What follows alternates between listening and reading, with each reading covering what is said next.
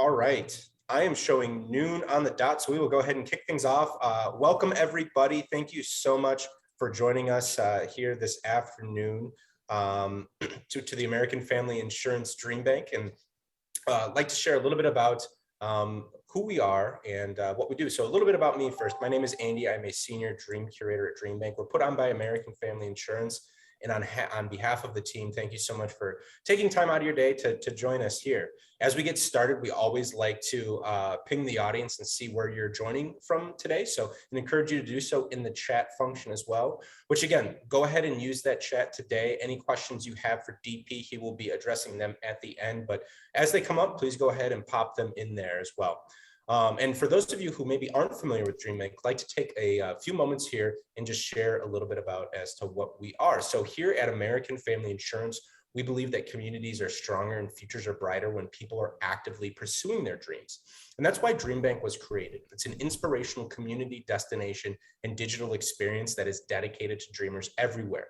Our offerings are designed to help you celebrate the dream journey, overcome obstacles, and stay motivated. And I'll put some relevant links in the chat so that you can see some of our upcoming events that we have and learn a little bit more about our space as well. But really excited to introduce the featured speaker today, DP Knudten. So DP is a DreamBank veteran at this point, a digital marketing extraordinaire, and is going to be speaking on podcast guesting today. So without further ado, DP, I'm going to go ahead and kick it over to you. Take it away.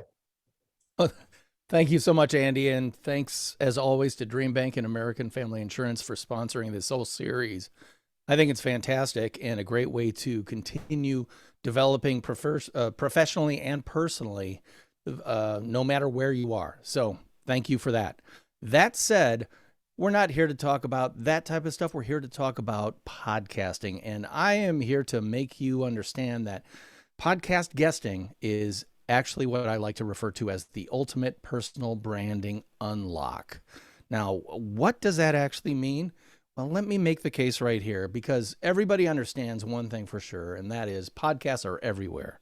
Unless you've been living under a rock for the past, 12, 15 years, you've probably heard of a podcast. And if you're like me, you probably listen religiously to a number of podcasts that include everything from your hobbies to your passions to your profession to your guilty pleasures.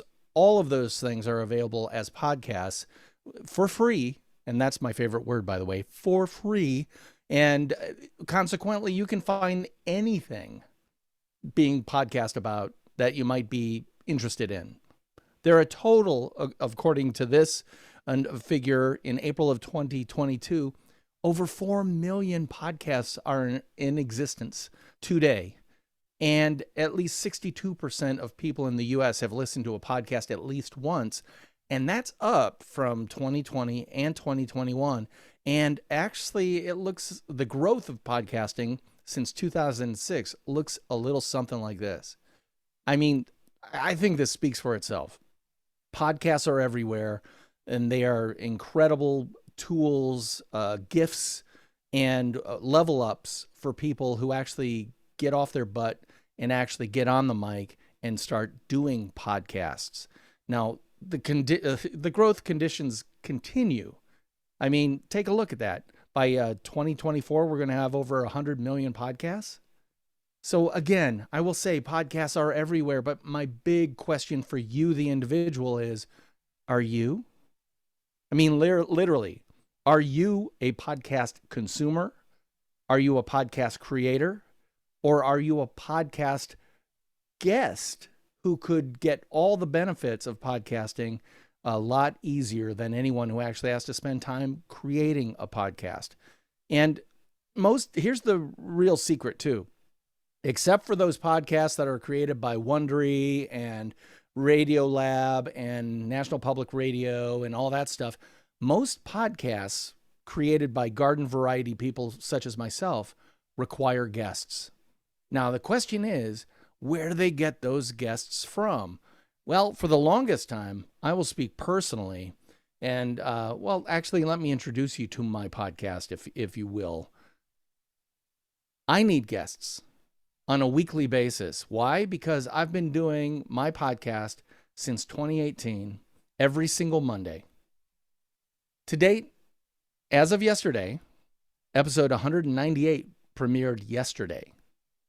I've been doing this every Monday for now going on past 4 years. So I need guests. And here's the reality of podcast production. I went and figured out how much time do I actually spend per episode. And it comes out to somewhere between 8 to 10 hours per episode.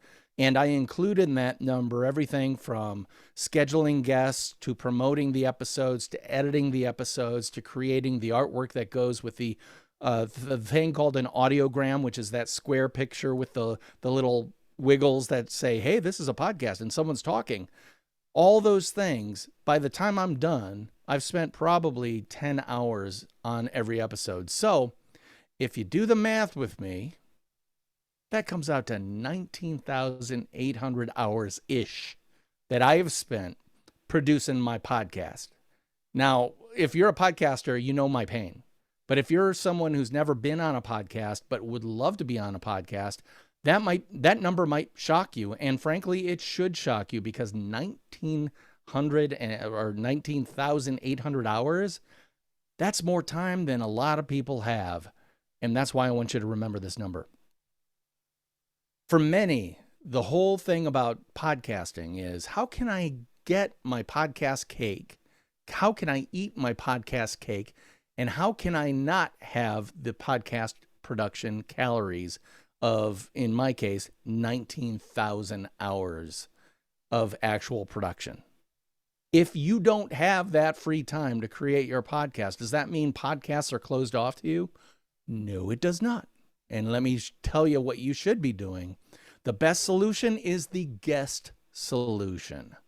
Now, as I said, I need a guest every single week for my podcast. How am I going to get those guests? Well, I'll be honest with you, for the first 2.5 to 3 years, I knew every person on my podcast because I met them face to face and I knew them personally. And oftentimes I had people back on my podcast, one, because they were a great guest, but two, frankly, I needed a podcast guest. And eventually it kind of drove me crazy, always searching. And I always want to be careful in curating my guests for my audience. So how can I continue to beat the bushes to get the best possible guests? And one day, it used to be very, very hard until I discovered something that I want to share with you in a second. In fact, if I wanted a guest or be a guest, and let me put it this way to you too, in those 3 years I was doing my own podcast, I was a guest on 2. So I put in the work to do 150 episodes, but I was only invited on 2 podcasts during that time period. And I went, wow, I'm doing a lot of work, but I'm not necessarily getting all the benefit of it. So I started looking into podcast guesting for myself. And frankly, I didn't do it for these reasons. I have to first find the podcast I want to be on. I have to contact the host if I can figure out who they are, where they are, and who I should be talking to. I have to pitch my story in a way that is meaningful and attractive to that podcast host. And then I had to wait and wait and wait and wait some more. And then I had to do all that again every time I found a podcast that I might want to be on. It was a pain in the butt. I didn't do it because it was a pain. I didn't have the time. I was already burnt out, if you will, using my podcast time on creating my own podcast. The last thing I had the effort and energy to do was find a podcast that I could and should be guesting on. Well, now it's easy. And I'm going to introduce you to this service online. And it's called PodMatch. And how did I find out about PodMatch? Well, actually, I got one of those emails in my email box. And they said, hey, you're a podcaster. You should know about PodMatch. And I'm like, yeah, whatever. I've gotten a bunch of these queries, these kind of blind email queries, because all they do is they go to Apple Podcasts. They look at all they scrape all the names of the podcasts. And they then send emails to all the producers of those podcasts to try to get them to join their service. So when I first got that PodMatch query in the email, I said, yeah, whatever. Until I decided, you know what? I better at least reserve my spot on that because the worst thing that could happen is someone claim to have my podcast and take that spot on this service.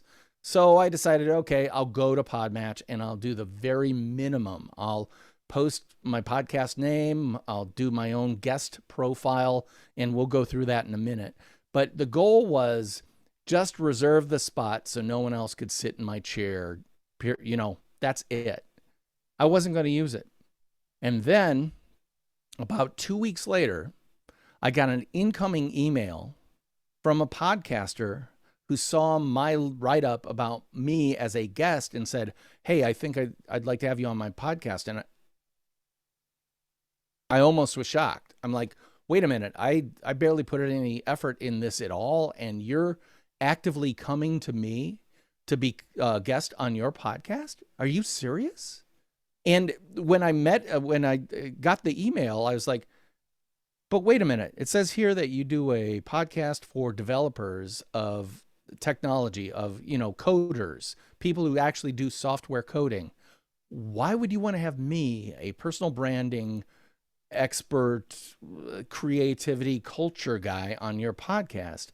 Well, I asked that question and he said, well, actually, the personal branding subject is coming up a lot more in my very strange sector of human activity, and people are very curious about it. And I wanted to have someone on who could explain what personal branding was. And I was like, well, funny thing, that's exactly what I do. And he said, I know, and that's why I'm inviting you to be on my podcast.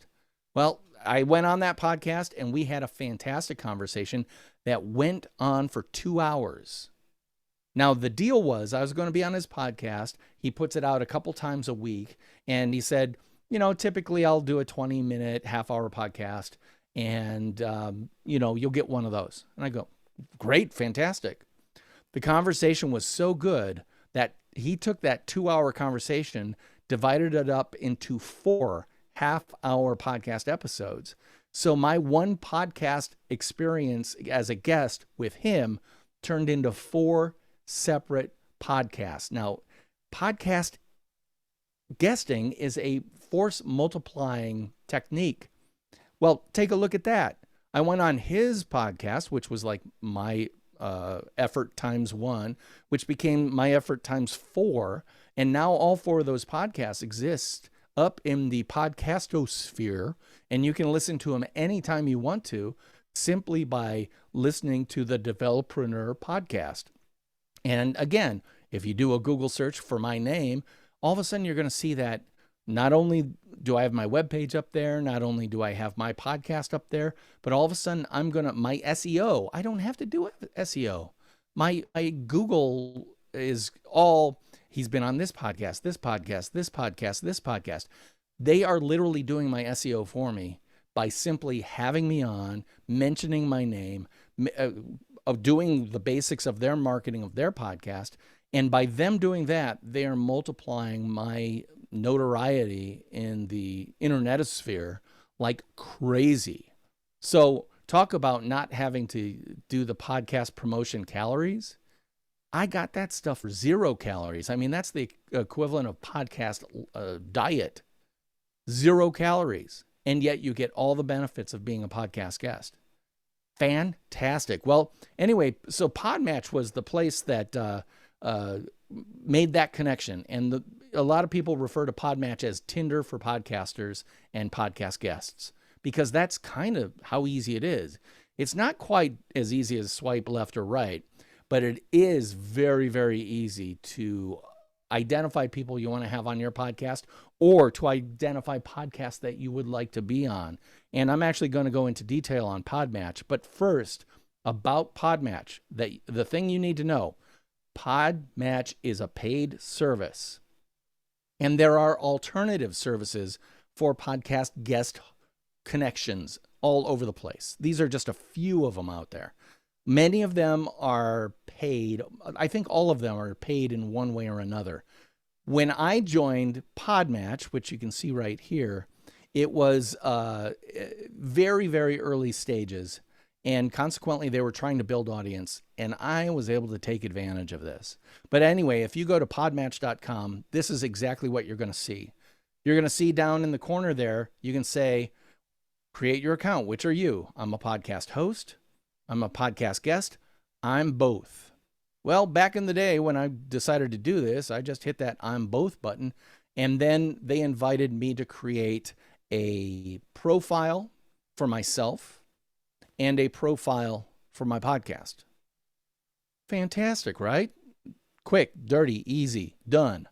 But the real power of PodMatch is in the artificial intelligence behind it that then finds people and podcasts and matches them up where they can say, hey, this podcast meets your criteria or your profile. Maybe you guys should get together.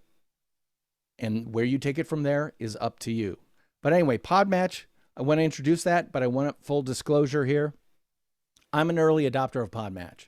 I joined when it was brand new, and consequently, they were giving out free memberships to especially podcasters.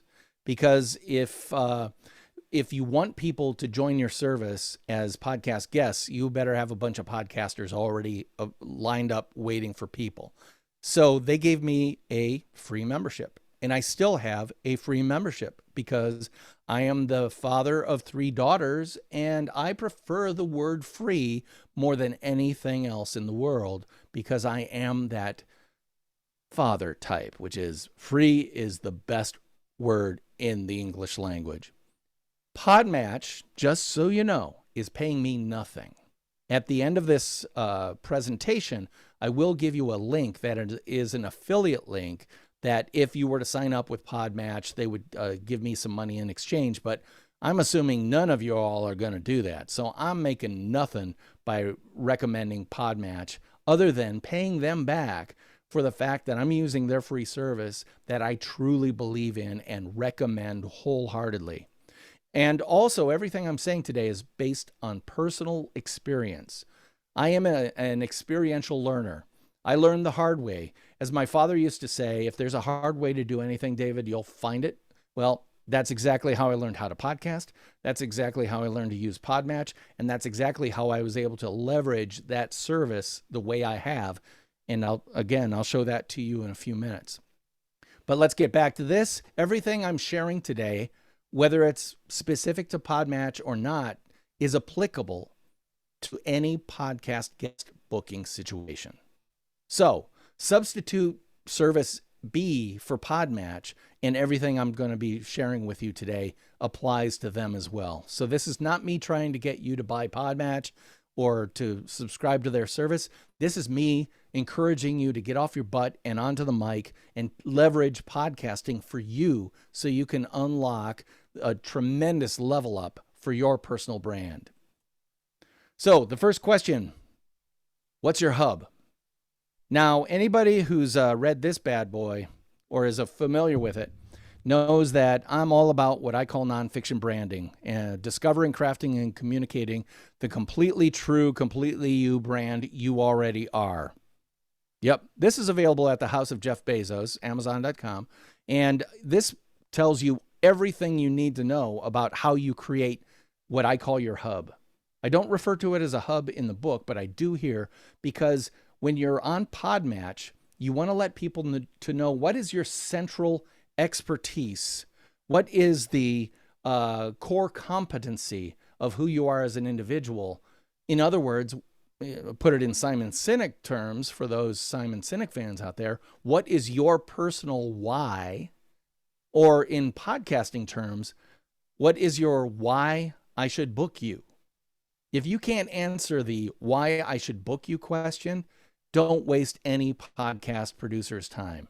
But if you can go to them and cogently say, why should you book me? Here's exactly why. I'm an expert in this specific thing that you are interested in learning more about. Therefore, you should book me. If you don't have a why, and let me go full frame on this. If you don't have your why hub figured out, don't waste your time. You need to know, and they need to know exactly who you are, what you do, and how you do it, so they know what value you can bring to their audience. Because here's one of the truths about being a podcaster. The number one thing you protect is your audience. The number one thing you curate with guests in mind for is your audience. The number one thing you never want to violate is your audience's time, sensibility, understanding, etc. Yes. How do you become a podcaster and have a successful podcast? Always think audience, audience, audience. And if you, as a potential guest, can't answer the question, why would my audience be interested in hearing from you? Just don't waste that podcaster's time in even applying for it. Enough said. Hope so. Let's move on. So the key thing you need to do is perfect your pitch. And what is your pitch? Well, I like to do it because I'm applying to these things on a daily basis, multiple times a day, to try to get on people's podcasts. I wrote a boilerplate response that I do customize as necessary. And here it is. This literally, if you want to screenshot this, don't rip it off, but use it as a form or a recipe for what you should be writing. This is what I send to potential podcast people who might want to have me on as a guest. Hey, podcaster, PodMatch auto-magically connected us, and I think there's probably a good reason it did. From what I can tell, we have a lot in common regarding an interest in entrepreneurship, personal development, putting yourself out and voice out there, and creating a life and lifestyle that fits the completely true, completely you person you actually are. I'd love to see if there's a mutually beneficial fit for us. You can learn more about me and my podcast, my Nonfiction Brand podcast, at nonfictionbrand.com. I look forward to hearing from you and ideally creating some pod wonderfulness together. And then I add this. Ding! P.S. If we book a session, I'd love to send you a copy of my latest book, Nonfiction Brand, Discover, Craft, and Communicate the Completely True, Completely You brand you already are. What's your snail mail address? Now, anyone who knows anything about me knows that, one, I'm going to take all the effort I used to make this book, I'm going to leverage it all over the place. But take a look at this bad boy. It has what I like to call plonk factor. Why? Because when you drop it on a table, it's hefty enough to go plonk.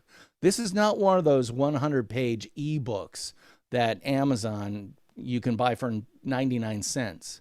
I priced this at $20. Why? Because it's worth $20.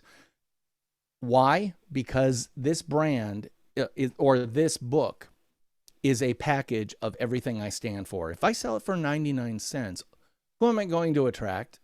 I'm going to attract bottom feeders who I wouldn't want to work with anyway. Instead, I'm talking to specific, professionally oriented people who aren't afraid to invest in themselves. $20 for a book? Oh, and by the way, it has a podcast. And by the way, what's the cover art for the podcast? Picture that as a square. And that's part of the packaging of me, the person, my book as a product, my podcast as a product. Do you see what I'm doing there? Brand consistency. But anyway, the book is a huge thing because all of a sudden I have just proved to any potential podcaster that, not only does he have a book, but he refers to the fact that he has a latest book. That implies that he might have multiple books. And frankly, I do. I have two, which again impresses people, or at least allows them to go, oh, this guy has something to say so much so that he put it in paper. Maybe he's got some value for my audience. That's at least the goal here. The other thing that I'm looking in here stylistically in terms of the writing is I'm trying to keep it friendly. I'm trying to allow people to interpret it the way they want to interpret it. Like this center line about, I'd love to see if there's a mutually beneficial fit for us. You can learn more about me and my Nonfiction Brand podcast. What is that? It's not quite a promise that if you have me on your podcast, I'll have you on mine.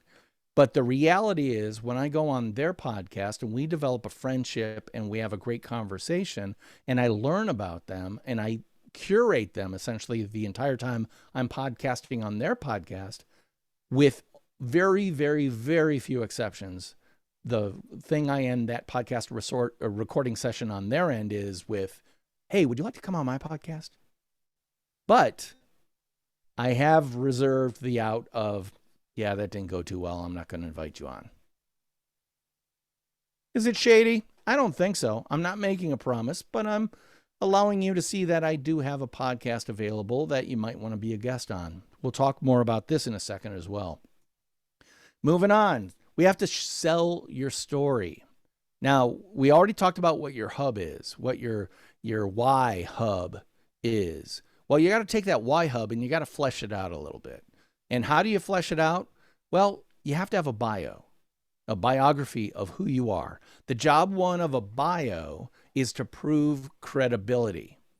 And by the way, when it says less than 150 words in length, there's a reason for that. Because a lot of places will ask you for your bio 150 words or less. Literally 150 words. Everybody wants a bio in 150 words. Why? Because it's oftentimes written in the third person, meaning as if read by someone else. And it's often the intro the podcaster uses for you as the guest. So how's that work? I've got a guest on named Sheila. And I start out by saying, I can't wait to introduce you to my guest Sheila today. Sheila is a 5-time Grammy Award winner and Pulitzer Prize winner and a Nobel Prize finalist, and her book, blank, blank, blank, is a New York Times bestseller. I'm reading all the great stuff she told me to say about her because she wrote it to be read aloud. There is a huge difference, and any copywriter will tell you this. Copywriters are proud to say they're copywriters and not book writers because copywriters write copy that is meant to be said aloud. It's meant to have a very vocal style. Book writers oftentimes don't do that. Anyone who's ever tried to read William Faulkner knows that this guy was not a copywriter because his paragraphs go on for entire pages. Bad, bad, bad. Anyway, copy, especially third-person copy, for your bio allows the podcaster to read your bio the way you want it read for them on their podcast. Because here's the reality. Podcasters need things to be easy, and we'll talk about that in a minute. They want it so easy that if you give them 150 words of beautifully written biography, they're going to read it about you. And by the way, since again, job one of a bio is to prove credibility. If you are, in fact, building credibility through that biography, and you are the one who gets to tell them what are the credibility builders for you, that's a win-win. Say these nice things about me. Okay, I will. Here's an example. This is my bio on PodMatch.com. DP Knudten is chief collaborator at Collaborator Creative. DP's worked on some of the biggest brands in the business, including Coca-Cola, blah, blah, blah, blah, blah, blah. He is the author of Nonfiction Brand and co-author of Rotoma, the ROI of Social Media Top of Mind. He is also a keynote speaker and clinician in branding, social media, creativity, and culture for groups throughout the United States. So there, I just told you exactly why you should pay attention to me, why you should believe me, why you should entertain any of my not so humble opinions as something valuable. I just provided that foundation right there. But that's not the place you stop, because the next thing is you've got a profile. The number one job of a profile is to attract interest. And again, attract interest of who? In this case, of podcasters. Now, a profile could be a little bit longer. It could be 150 to 300 words in length. Anything beyond 300 words is just you bloviating about yourself. Don't do it. You can say enough of cool stuff or give them a flavor of who you are and all that stuff in between 150 and 300 words. So don't go beyond that. Please, please, as a podcaster, I'm telling you, please, the more you write, the less I want to book you. And that is the truth. This should be written in the first person, meaning as if read aloud by you. And this is the place where you give a taste of who you are, what you do, and how you do it, or what I like to call your nonfiction brand. Here's my profile on PodMatch. As a 30-year veteran of the communication wars, I've pretty much seen it all and learned to ignore the shiny by focusing on the first principles of storytelling to attract attention, engage audiences, and actually get them to do something for and or you with you. Do you see what I'm doing there? I'm saying this is what I stand for. My nonfiction brand philosophy and practice is outlined in detail in my latest book title again, always opinionated and loving a respectful yet contentious debate. I seek to share my years of hard-won experience to every conversation. And one thing I absolutely guarantee, your audience will not be bored.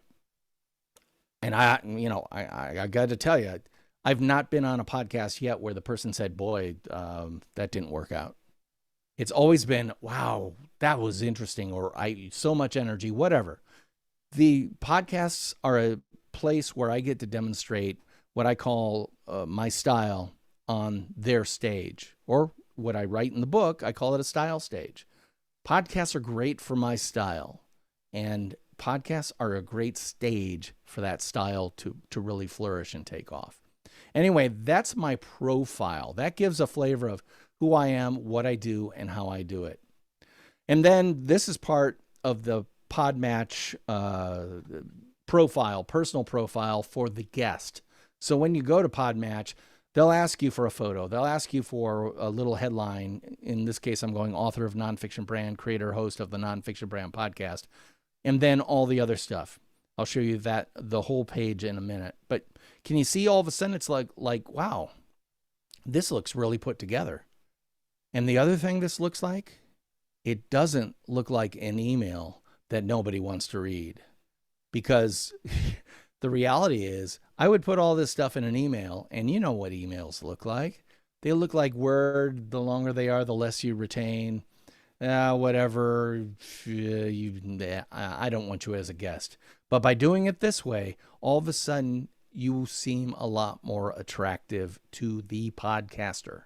And again, I am a podcaster and a podcast guest. I wrote this the way my podcaster self would want to read it and be engaged with about it.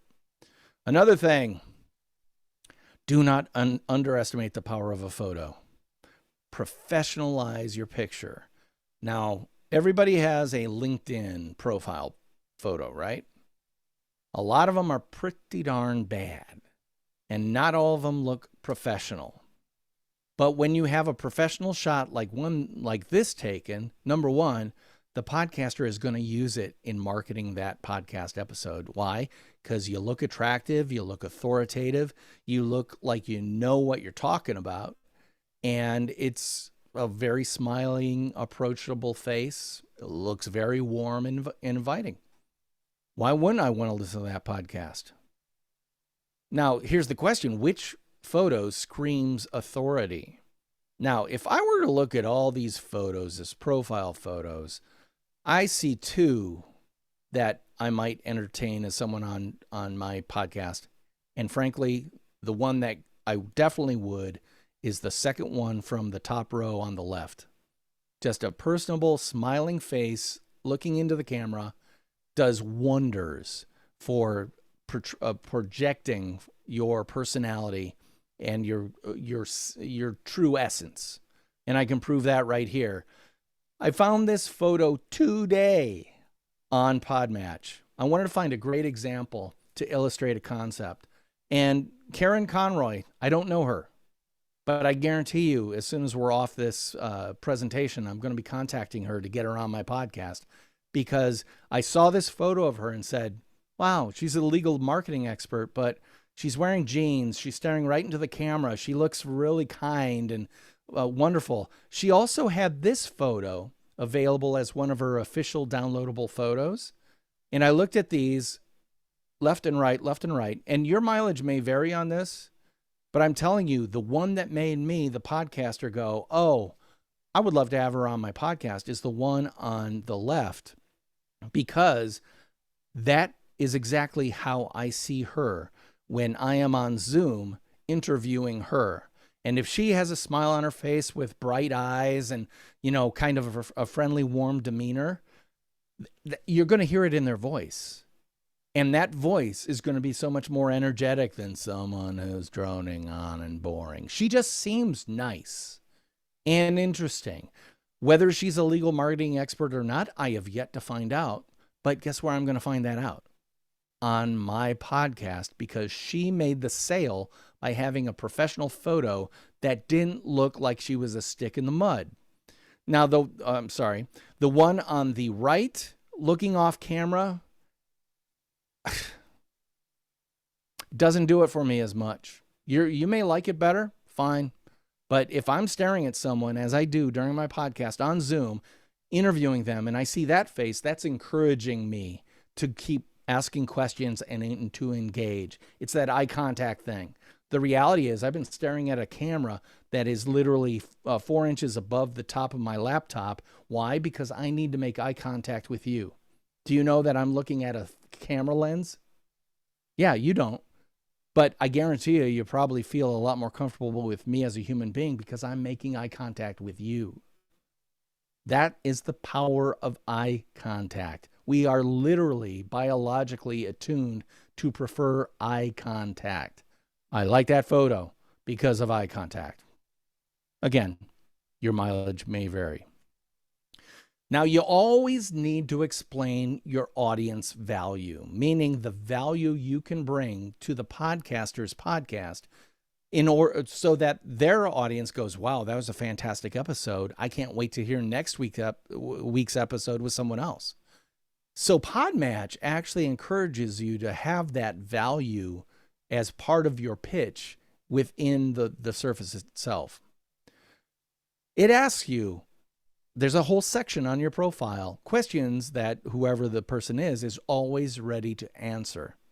And, typically people will put in anywhere from 5 to 10. I put in a bunch of different questions talking about personal branding, talking about social media, talking about a lot of the things that my book talks about, because again, I want to use my book as the basis for the podcast conversation. These questions, maybe the person looking at them, the podcaster who's considering me as a guest, maybe they go, I'm not interested. Oh, but that one. Oh, I would love to talk about that. Oh, my audience would find value in this conversation. Okay, we could talk about 3 to 4 of those things in that list. That's easily a half-hour conversation right there. I'm going to book this guy. Why? Because I am literally telling you this is what the podcast episode could be about. And this is why your audience might find it valuable.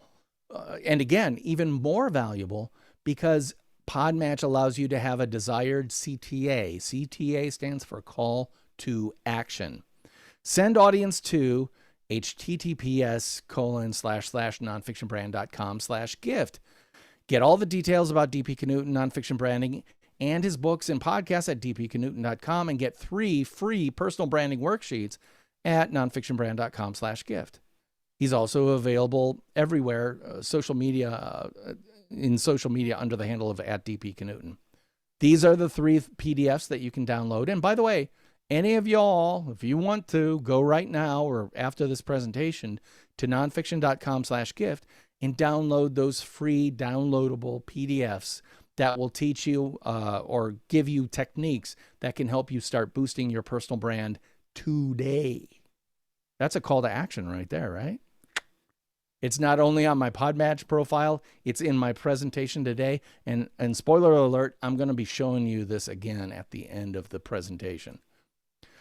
The other thing a podcaster is going to want to know is, what can you do for me? I'm going to have you on my podcast. I'm going to spend, say it with me, 19,800 hours earning the right to serve up this podcast to other people. How are you going to help me build an audience via your network? Well, right up there, you see it right there. If you do nothing other than share, I'm going to post that I'm on your podcast on LinkedIn, Facebook, Instagram, Twitter, and if you have one, I would love to have you on my podcast. You have made yourself tremendously valuable to a whole bunch of podcasters because podcasters aren't doing this because they don't want no one to hear the episode. They're doing this because they want to get their voice out there. They want to raise their personal brand. They want to help others launch their personal brands from the launch pad that is their podcast. If you're going to help me do that, and you can prove it by where you're going to promote me, that's more than half the battle. And by the way, that circle one on the end there, that is killer. when it comes to podcast guesting. Because the reality is we live in a quid pro podcast quo environment, a universe. If I can say to you, it's called a pod swap. Podcast producers and hosts will say, hey, so-and-so, I would love to have you on my, do a podcast swap with you. I'm on your podcast. You're on my podcast. Does that happen? Yes, it does. And it happens legitimately because, again, I carefully curate who comes on my podcast. I know they're quality people. And if they're quality people, they consequently have a quality podcast that I would love to be on. So a little bit of mutual back scratch, wonderful thing. I love to call that quid pro podcast quo. Guest best guest practices. Take some notes here. Please, as a podcaster, I'm begging you, take these notes. 1, pay to play? No way. All right, this requires a little bit of face-to-face time, a little bit of a real, this is the tea about podcasting. There are podcasts that you can be on that will charge you money to be on. It's called pay to play. Some of them are very influential, very, very big, like John Lee Dumas's Entrepreneurs on Fire podcast. You can pay to be on his podcast, which could be incredibly valuable to you because he has, I think, millions of downloads. This dude is huge. If you want to pay to be on John Lee Dumas's podcast and it's of value to you, great. But anyone below that stature, no. The deal with podcasting and guests is you're doing me a favor by coming on. I'm doing you a favor by allowing you a venue. So you're helping me out. I'm helping you out. You send me a book. Wow, that's even better. You have me on your podcast. Fantastic. Me ask you for $250 to be on my podcast? Not in my world. There are people who will charge that. Not in my world. One person out of 198 episodes of my podcast, I've never paid anybody. One person kind of made some gentle noises about being paid or me paying them to be on, and they were not on my podcast.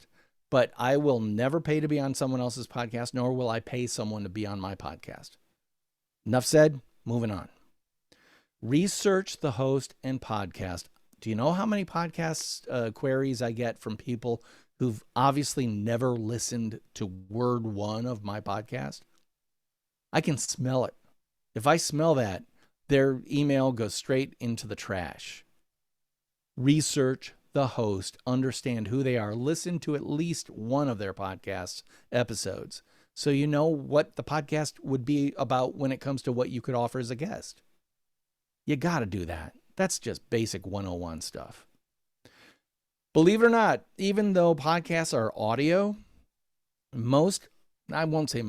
many, and a growing number of podcasters are just like me. We record and live stream the podcast recording session. This is another multiplier for you. So the way this works is, let's say that you come on my podcast on a Thursday evening at 7 o'clock p.m. At 7 o'clock p.m., I'll have you on. We'll be on Zoom. I use Zoom. We'll be on. I'll say, hey, by the way, any questions? Blah, blah, blah. This is how it works. We're going live via live stream to Facebook Live, YouTube Live, LinkedIn Live, Twitch, and Twitter. 5 live streams that further take your episode and multiply it out. I mean, think of this. 1 hour of your time can go out onto a podcast episode of mine that then is also simultaneously live streamed onto those 5 platforms. And then your session will be on YouTube forever. Is this valuable to you and your SEO? Why, yes, it is. So be camera ready. Even if someone says, we're just doing audio. By being camera ready, you're in the right frame of mind to provide a kind of put together podcast as a guest. Arrive 5 to 10 minutes early. Let me tell you, truth be told, Andy and I got on Zoom half an hour before at 11:30 for today. Why? So I could make sure that I've got everything going okay and all that stuff, and make sure that everything is working okay, and we don't have to worry about technology crapping out on us. I mean, technology always will have hiccups and stuff, but if you've got 5 to 10 minutes early to figure out how that works, you're okay. Now, if you're going to be on someone's podcast like mine that records, or I used to use Zoom, then you better have that app installed. Now, is there anybody who doesn't have Zoom and Skype installed on their laptop or their desktop or wherever? I don't think post-COVID anyone can get by without those things. So definitely have those on. But understand that many podcasters use systems that require nothing more from you on your end than having a browser open.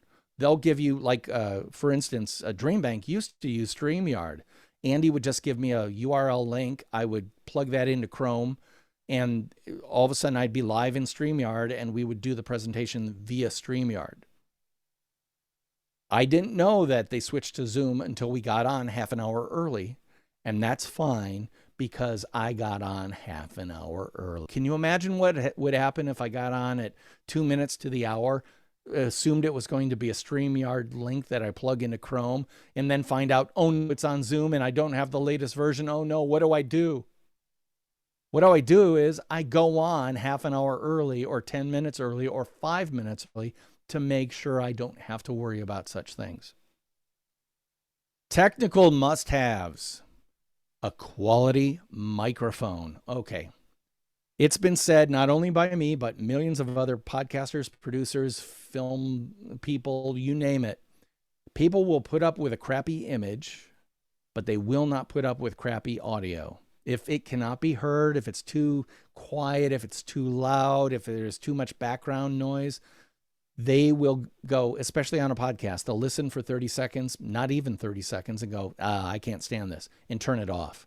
So as a guest, you better have a quality microphone. Now, what does that mean? Built-in laptop microphones, can it work? No. Yes, but no. Because the reality is, if I had you on as a guest and your systems were totally down except your laptop microphone, could we still do the podcast? Probably, if I liked you. But if I didn't like you and your microphone sounds terrible, I'm going to go, you know what, let's reschedule. And then I'm going to ghost you faster than Ichabod Crane, because let me tell you, ain't nobody got time for bad audio. Now, anybody who watches TikTok is very familiar with this, right? So I was talking to my friends about blah, blah, blah, blah, blah. This Apple earbuds microphone is actually okay. Is it fantastic? Will it do? Quite frankly, yes. And a lot of times it's better than any other microphone source that the person has. But let me tell you, if you want to really present your brand in the strongest light, get yourself a USB interface and a microphone like the one I have right here. Now, this USB interface will allow a professional microphone with an XLR cable to plug into the interface, and then it goes into your computer via your USB. I am not here to tell you how to do that. There are plenty of YouTube tutorials that can get you to do that. But just know that this system allows you to sound so much better. And I will repeat what I said a few minutes ago. Audio, crappy audio especially, is not tolerated in podcasts.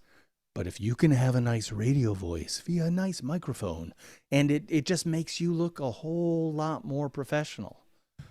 That's why I have a Shure SM58 going into a Scarlett 2i2 USB interface into my late model MacBook Pro. Now, some people will point to, and a lot of podcasters who frankly don't care about sound, will hold up something like this and say, this is a Blue Yeti microphone. It is a fantastic microphone for podcasters. Any podcaster will look at these and go, tried it, and am sad that I bought it because I couldn't get it to sound good.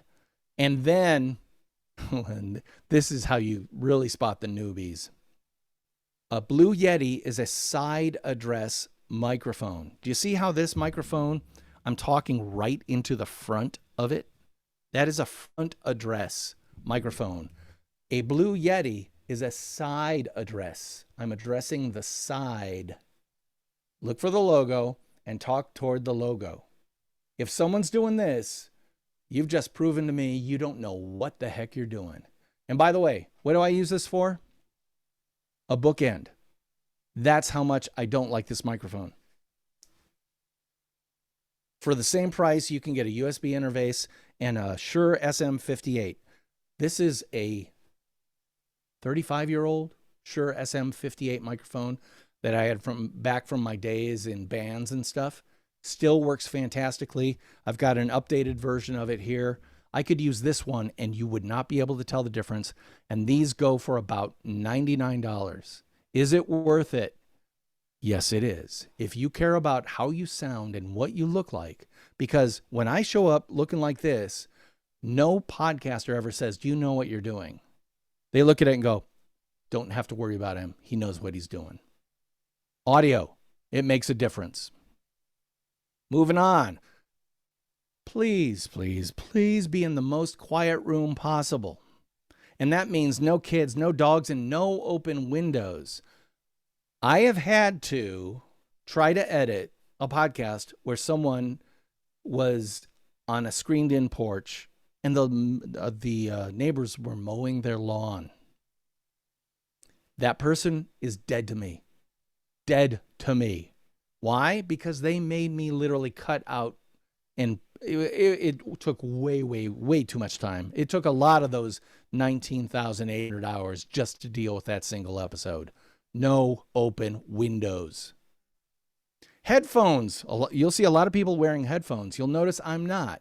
Why? Headphones are great unless you're like me. Because I've got a MacBook Pro right here.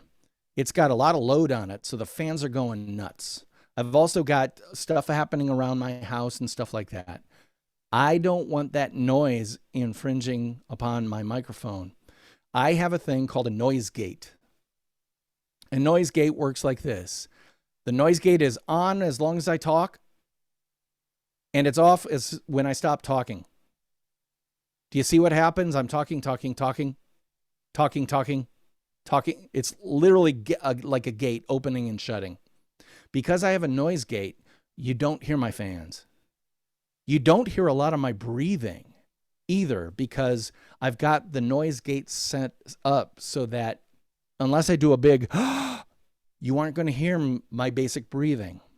And believe me, is breathing annoying? Just edit 198 podcast episodes cutting out breaths, and you'll understand why a noise gate is absolutely imperative if you want to be a even prosumer level podcaster. Anyway, headphones, they are great unless you've got a noise gate. Here's another thing, live stream ready background. Now, on the left there, you can see a friend of mine who's been on my podcast a couple of times, Jay Bear. Take a look at his nice, clean background. He's got a little purple, a little bit of reddish orange going on, a plant. He's got, his shirt's a little busy for my taste, but I'm going to give him a pass on that. You know, he looks professional. He's well lit. I can see his face. He's not backlit against a bright window. And then you can see the clown on the right. Well, is that a live stream ready background? It is if your brand is me. Because take a look. This says everything about me. I'm creative. I'm not scatterbrained, but a little bit of... This is the way I work. Everything you see promised in here is exactly true to who I am. And by the way, pro tip, it also allows people great conversational entry points. Oh, you play guitar. And, ooh, I had one guy say, oh, were you in Adweek? You know, even the old license plate up there from Wisconsin, 1980s, has gotten people saying, is that the same kind of license plate that was in that 70s show? You know, all that stuff allows people to have some reason to start talking to me about something other than what we're going to be talking about, which is the start of a real conversation. Do you think that's a strategic choice? Why, yes, it is.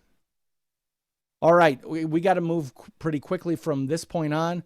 The best practice, make it easy for them. And for them, I mean your hosts. Get your headshot Insta optimized, meaning it's a 1x1 square image, and have that ready. Create a copy file with your bio, your profile, your @handles, and social URLs. Have that all in a text file. Why? Because believe it or not everybody uses Microsoft Word, but everybody can access a text file. And also include your where to learn more URLs or your CTA URLs. This is where you go to get those free downloads, etc. I'm going to skip the live demo because I've done a lot of that stuff, other than to say, does PodMatch work? Why, yes, it does. In fact, since starting with PodMatch, I've got how many here? I don't know, 10, 15, 14 different podcasts that I've been on. This is actually only some of them. And I've been all over the place with all over the world, talking to people from Singapore, from Germany, from all over the United States that I never have met because of PodMatch. The other thing is this has been tremendously helpful for me as a podcaster because I've been able to meet these people who I never would have met. And because diversity is a big thing that I look for in guests, I've been able to up the number of women and people of color on my podcast because of PodMatch. It's not that I've been able to just make these connections that I don't naturally have living in Sun Prairie, Wisconsin, broadcasting from my basement. Do you feel me? I think you know what I'm talking about. All of a sudden, I have access to the entire world of people. And since right now there are something like just around 25,000 members of PodMatch, I have potential access to each and every one of those people. Moving on. And here's the thing you don't get if you don't ask. So get your act together and start asking, but even more importantly, and start guesting. It really is that easy. So how do you do that? Well, again, your mileage may vary, but PodMatch is the easiest way to ask out there in my personal experience. Again, I'm not working for PodMatch, but I highly recommend their service. You should at least give it a look and consider it, as well as any of the other podcast matching services out there. It's fantastic. I would love for you to listen to my Nonfiction Brand podcast, which you can find at all the usual places you get find podcasts for free.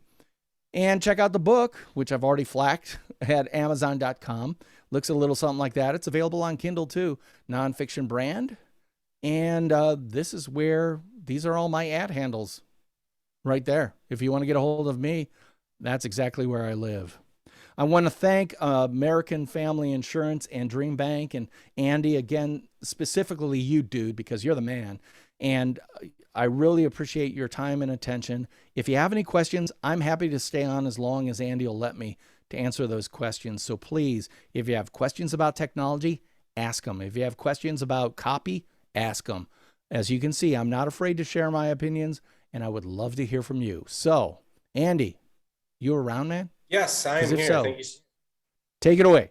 Perfect. We got a couple questions that came in. This first one is from Jack asking, are you able to link the podcast that you were a guest on? Oh, yeah. Well, okay. Well, let me see if I understand that. So number one, if I'm a podcast guest, what I do on my website is I go to Spotify, because Spotify is kind of like one of the top 3 listening sources. I like the way they create these embeddable players. So I will go to Spotify, find my episode, get the embed code, from Spotify and then just plug it into my WordPress website. Very easy to do. Looks very slick. Like here, I wonder if I could show you guys. Yeah, let me see if I can do this for you. One.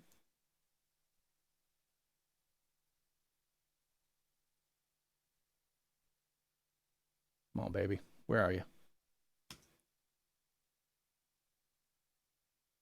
It doesn't. Oh, here we are. I'm using a lot of bandwidth, as you can tell. But if I go to my DP and detail page, you will see that I've taken every episode I've ever been on and taken that Spotify embed code and plugged it straight into this page. And all I have to do is update this. Like I'm actually doing a podcast record with somebody tonight for my podcast, but I'm going to be on someone else's podcast tomorrow night. So the second that's done, I just grab that embed code and plug it into my site, and it's seamless. And by the way, it doesn't hurt to have the name Spotify associated with who you are, because all of a sudden it's like, oh, wow, Spotify, you're on Spotify? Yeah, I'm on Spotify, iHeartRadio, Apple Podcasts, Google Podcasts, you name it, blah, blah, blah, blah, blah. So I don't know if that answered the question, but yeah, give us a shout if you need further clarification, Jack, just to make sure we answer that. Next one comes from Erica. What software or website do you use to create the visuals in the presentation? In my presentation? Yes. Yep. I use Apple Keynote. I am a huge Apple fan. Everything I do is Apple, Apple, Apple, Apple. And Keynote is so much better than PowerPoint. I cannot tell you. And it's so easy to use relative to PowerPoint that if you have an Apple computer, Keynote, use it all day long. And I just treat it like a slideshow.